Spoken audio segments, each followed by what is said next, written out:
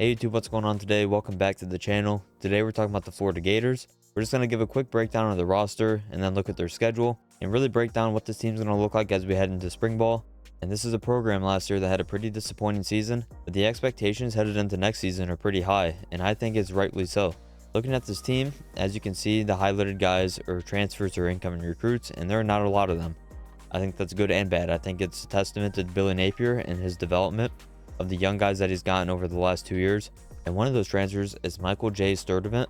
He's coming from UCLA, and right now he's the projected #1 wide receiver on the outside. Now at UCLA, he didn't put up crazy numbers, but I think that goes in part with the quarterback situation out there and the offense overall. I think this is a pretty good pickup, and you're pairing him with Eugene Wilson III, who's a dynamic player in the slot. But also you can see behind Sturdivant, you have Dallas Wilson. Wilson was a flip from Oregon, and as an Oregon fan, let me just tell you Gator fans that you got a very good player here. You do not find many Dallas Wilson type players coming out of high school, especially at their wide receiver position. I mean, this is a big body player that's probably college ready right now in terms of size. Now, route running was my big knock on him in my own rankings for the 2025 class. I still had him as a top 30 player and a 5-star. I believe he was the 4th or 5th wide receiver I had in the class. Might have been even higher, but all in all, him as your backup outside receiver right now at this point in time is very good. Looking at the offensive line, no new faces, a lot of returning guys, and a lot of good players.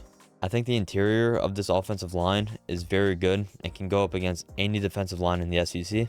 To go with that offensive line, you have 2 very good tight ends, 2 guys coming back, and they have very high expectations in Hanson and Livingston. I know we talked about the wide receivers and how good they could be, but Florida could be a very run-heavy team this year.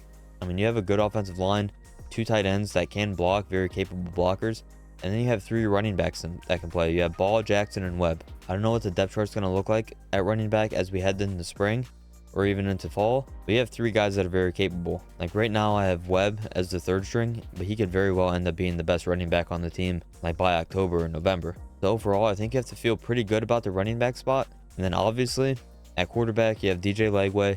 He's one of the better quarterbacks out of all the freshmen in college football last year. The expectations are high, and rightfully so, for DJ Lagway. He was a 5-star top 2 quarterback in the class in 2024. He played high school football down in Texas.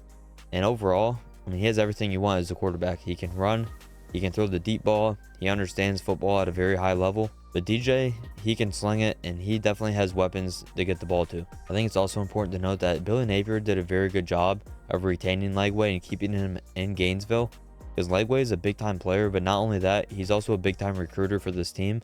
He's gone out and got some players on his own and really helped rebuild this roster from the ground up. And my expectations for Lagway this year are just as high as everyone else. I think he should be a top 5, top 7 quarterback in college football.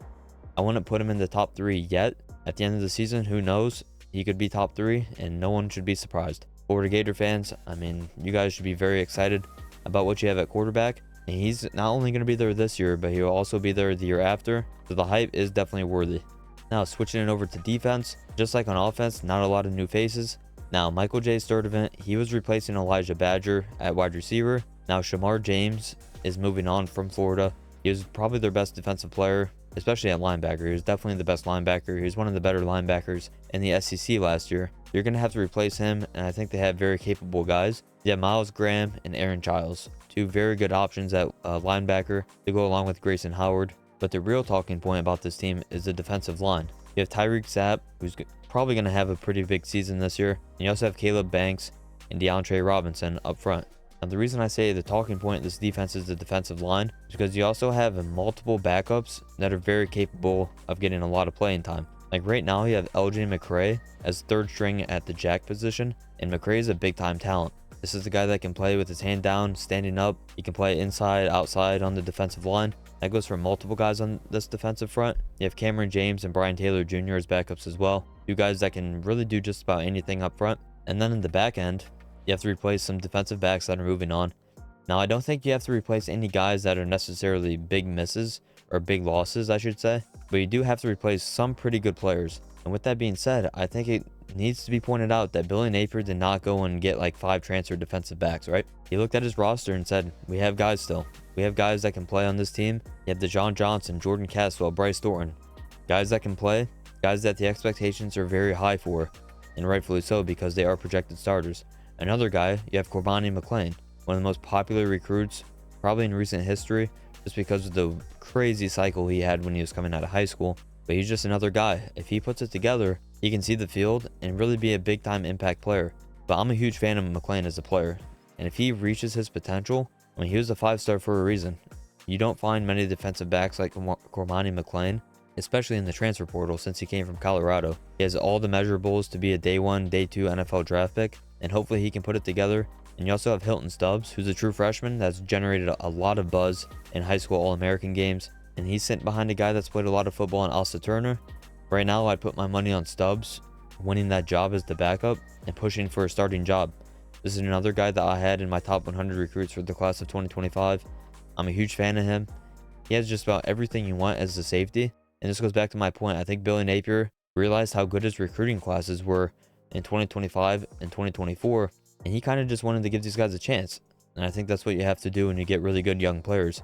The best way for them to get better is to get on the field. And I fully expect Florida to do that on offense and defense.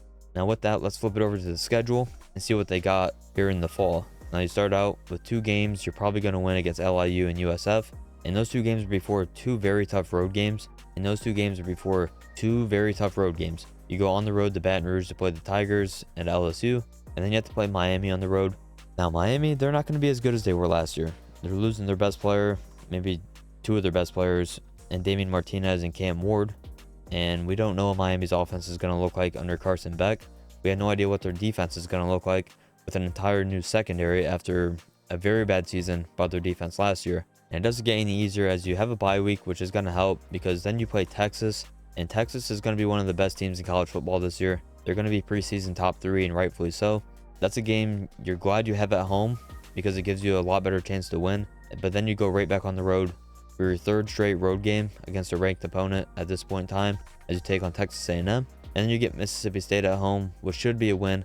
The Bulldogs are probably going to be near the bottom of the SEC again this year. And then after that, you get a bye week before Georgia, another ranked team and inside the top 10.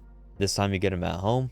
And when these 2 teams meet, when they're both pretty good, anything can happen, as we've seen in the last probably 10 to 15 years. And as we talked about Florida, their defensive front, their offensive line, this is a game Billy Napier's been building this roster for.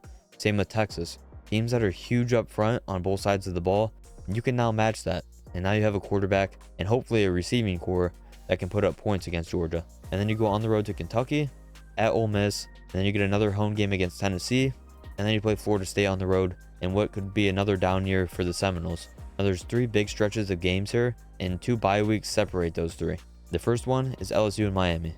I mean, it would be incredible if they win these 2 games before a bye week, and then you get Texas at home. Could you imagine 4-0 Florida coming off a bye week? You beat Miami, you beat LSU. Recruiting's probably going off the charts after those 2 games, and you get a bye week to host recruits. And then you play Texas, who could be number 1 at the time if they beat Ohio State early in the season. Like, this is a big opportunity for Florida. I think you look at the schedule not as, oh man, this is hard, like how are we going to get in the playoff? I think you look at it as an opportunity, because if you win those 2 games, you upset Texas at home, you can win any game on your schedule. You could still lose 2 games and still get in the playoff at ease. So the second tough stretch of games is that Texas and Texas A&M game. Then you get another bye week before a 3rd tough stretch, and you got Georgia, Ole Miss, and Tennessee coming up.